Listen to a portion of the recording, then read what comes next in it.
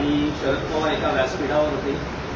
एकूण त्यांच्यातली सहजता होती आणि मोदींनी ज्या पद्धतीने त्यांना वागणूक दिली, त्यांची काळजी, त्यांना पाणी देणं, हे जे सगळं बघितलं तर तुमचं त्यावर काय मत आहे? आमचं काहीच मत नाहीये त्याच्यावरती. काय मत असणार? मत काय असू शकतं अशा गोष्टींवर, अशा घडामोडींवर? एकतर शरद पवार साहेब हे मोदींपेक्षा सिनियर आहेत. प्रधानमंत्री पदाच्या किंवा सत्तेच्या पदावर कोणी बसला म्हणजे तो ज्येष्ठ आणि श्रेष्ठ होत नाही.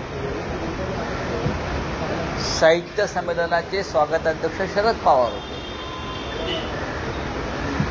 आणि खरं म्हणजे मला असं वाटलं की मोदी बसणार नाहीत त्यांच्या बाजूला. भटकत्या आत्म्याच्या बाजूला प्रधानमंत्री कसे काय बसतील? त्यांना कसं काय पीएमओने बसू दिलं? भटकती आत्मा आहे ना. तुम्ही जे म्हणताय आदर, सन्मान, मान,